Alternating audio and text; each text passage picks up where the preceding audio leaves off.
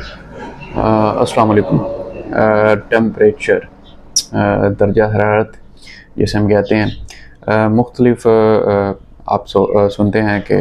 जो heat wave आ गई है या सर्दी पड़ गई है या गर्मी पड़ गई है या हीट स्ट्रोक चल रही है, जिसकी वजह से आपकी जो फसल है वो मुतासर हो गई है, उसकी जो पोलिनेशन मुतासर हो गई है। तो बेसिकली जो दर्जा रहता है उसका हमारे जो तमाम फसलें हैं, हमारे जो पौधे हैं, उनकी ग्रोथ स्टेजेस पे बड़ा रोल है, उनका बड़ा किरदार है। बेसिकली आप कह सकते हैं कि टेम्परेचर के बगैर या टेम्परेचर मुनासिब टेम्परेचर ना मिलने की वजह से जो हमारी फसल है वो काफ़ी हद तक मुतासर हो सकती है, यहाँ तक कि पूरी की पूरी तबाह भी हो सकती है। इस पे बात करते हैं। बेसिकली जो हमारी पौधे की मुख्तलिफ स्टेजेस है, वो आपकी सीड जर्मिनेशन से लेके उसके बाद आपकी जो उसकी बढ़ोतरी इब्तदाई मरला आता है वेजिटेटिव स्टेज, उसके बाद जो आपका रिप्रोडक्टिव स्टेज आती है जिसमें जो पौधा है वो वेजिटेटिव से रिप्रोडक्टिव तरफ ट्रांसफ़र हो होता है, जिसमें वो पोलिनेशन जो पोलन का अपना अमल है, खुराक बनाने का अमल है, वो कर रहा होता है। इसके अलावा बाद में ग्रेन फार्मेशन हो रही होती है। उसके बाद सबसे जो लास्ट स्टेज आती है जिसमें जो पौधे ने जो है अपने फाइनल स्टेजेस, फाइनल टचेस करनी होती हैं, जिसमें आप कह सकते हैं वो पकने की तरफ जाता होता है। इन तमाम राइल में जो टेम्परेचर है उसका बहुत ही अहम और बड़ा ही क्रिटिकल रोल है हमारे जो दर्जा रहते हैं, हमारे जो टेम्परेचर है। सबसे पहले इब्तदाई तौर पे अगर हम बात कर लें आपकी सीड जर्मिनेशन में, तो उसमें भी आपकी जो टेम्परेचर है उसका डायरेक्टली तौर पे बहुत ज़्यादा असरअंदाज है। बाज़ औक़ात आप देखते हैं कि ख़ास तौर पे भारी मकई आजकल चल रही है, उसी की अगर हम मिसाल ले लें, तो जब आपका टेम्परेचर अर्ली स्टेजेस में कुछ फार्मर जो हैं बड़ी अर्ली काश्त बहारिया कर देते हैं मकई, तो आप देखते हैं कि उस तरह से जो उसकी बढ़ोतरी है या जर्मिनेशन है वो बेहतर नहीं हो रही थी, क्योंकि जो एक टेम्परेचर चाहिए, एक जो हीट स्ट्रोक चाहिए कि जो सीड है उसको ज़मीन से बाहर आने के लिए, वो उसको नहीं मिल रही होती। इसकी वजह से उसमें आप तख़ीर देखने आपको नज़र आ रहा होता है। इसके अलावा आपके जो सीड है वो आपको गलता हुआ भी दिखाई दे रहा होता है। इन तमाम ये जो वजूहात हैं जिसमें आपका जो पौधा आपकी जो सीड जर्मिनेशन करनी होती है उसमें डायरेक्टली तौर पर आपके जो दर्जा हरारत है उसका रोल आपको दिखाई देगा। उसके बाद आप देखते हैं जो आपका वेजिटेटिव स्टेज होता है जिसमें इब्तदाई मरला, जिसमें आपके जो पौधे हैं उसने शगुफ़ा साजी करनी होती है, अपनी ग्रोथ बेहतर करनी होती है। बेसिकली आपका जो फोटोसिंथेसिस का आलम है जिसे हम ज़ियाई तलीफ़ का अमल कहते हैं, उसमें डायरेक्टली तौर पे आपके टेम्परेचर का रोल होता है।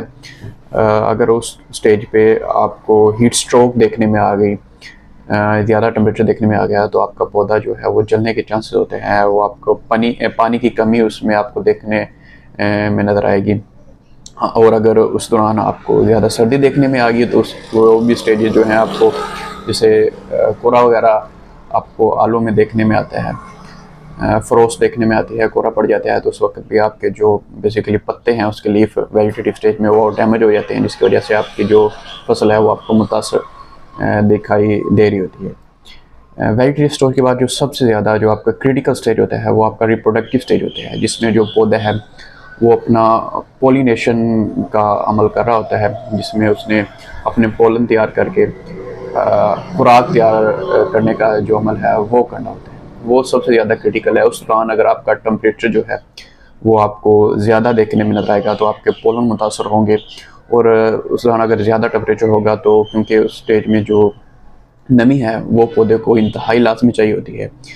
अगर उस दौरान नमी आपके पौधे को नहीं मिलेगी तो आप देखेंगे कि आपके जो पोलन है वो मुतासर होंगे और आपका जो दाना है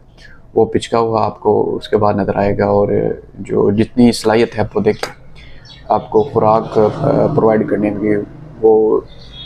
मुतासर हो जाएगी, और आपको जो खुराक है वो उसकी अच्छी देखने में नज़र नहीं आएगी। मुख्तलिफ जो फसलें हैं उनको पोलिनेशन और वेजिटेटिव स्टेज के लिए मुख्तलिफ टेम्परेचर की ज़रूरत होती है, लेकिन जो एक अंदाज़े के मुताबिक जो बैलेंस टेम्परेचर है वो नॉर्मली वेजिटेटिव स्टेज के लिए 20 से 25 सेंटीग्रेड देखने में आया है साइंटिफिक रिसर्च के मुताबिक। और आपके जो रिप्रोडक्टिव स्टेज में है, जिसमें आपने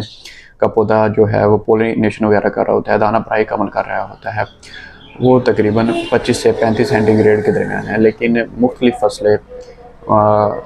मौसम के अतबार से अपनी जो टेम्परेचर हैं वो उसमें रद्द-बदल कर देती है। वैराइटीज़ के हिसाब से भी उनमें गर्मी बर्दाश्त करने की सलाहियत नीचे ऊपर जो है वो देखने में आती है। और सबसे जो आपकी आखिरी स्टेजेस है जिसमें आपकी जो पौधा है वो फाइनल टच दे रहा होता है, अपने आप को जो पकाई की तरफ जाते हैं, वो सबसे अहम है। उधर भी आपके टेम्परेचर का बहुत ज़्यादा मेन रोल होता है। अब उसका आप देखते हैं जब आप आगे काश्त करेंगे चावल की फसल, तो अगर ज़्यादा जो लेट काश्तकार दोस्त कर बैठते हैं तो वो पकने की तरफ जा ही नहीं रहता, ना अपने वो रंग चेंज कर रहा होता है। ग्रेन फार्मुलेशन हालांकि उसकी हो चुकी होती है, लेकिन वो जो दाना है वो पकने की तरफ नहीं जाता। उसकी जो मेन वजह है वो आपकी उस वक्त जो टेम्परेचर है वो कम हो चुका होता है। उसकी जो जितनी आपके पौधे को हीट स्ट्रोक की ज़रूरत होती है वो मिल ही नहीं रही होती। इस वजह से जो वो या तो लेट लेके चला जाता है, उसकी फार्मुलेशन ही बेहतर नहीं होती। तो इसके अलावा अगर कुछ जो पौधे हैं वो एक ख़ास टेम्परेचर से पहले ही उस दौरान जो चाहिए पौधे को पकने के लिए उससे पहले चले जाएंगी, तो उस वक्त भी आपको डिले देखने में आएगी। तो मुख्तसर बात यह है कि टेम्परेचर का जो रोल है वो हमारी फसलों के लिए इंतहाई ही ज़रूरी है। आप जितना मर्ज़ी अच्छी सीड इस्तेमाल कर सकें, जितना अच्छा मर्ज़ी खाना खुराक उसको दे सकें, फर्टिलाइज़र प्लान जितना मर्ज़ी अच्छा रख लें, जितना मर्ज़ी अच्छा उसको बैलेंस न्यूट्रिशन दे लें, लेकिन अगर आपके जो कुदरती तौर पर टेम्परेचर का रद्दो बदल आपको देखने में आ गया, जो पौधे को उसकी ज़रूरत है उसके मुताबिक ना मिला, तो आपकी जो पैदावार है वो अल्टीमेटली मुतासर होगी। तो इसलिए जो भी फसल आप लगा रहे हैं अपने मौसम को अपने जो उस तो रद्दो बदल के साथ लगाएं कि हमारे जो एरियाज़ हैं उनके टेम्परेचर के हिसाब से हमारी कौन सी फसलें सूट करती हैं, ना आके ऐसे ही अनगिनत बग़ैर किसी समझ बूझ के अपनी जो है फसल को लगाना शुरू कर दें, जिससे आपको जो है माली भी नुकसान होगा और आपका टाइम भी ज़ाया होगा।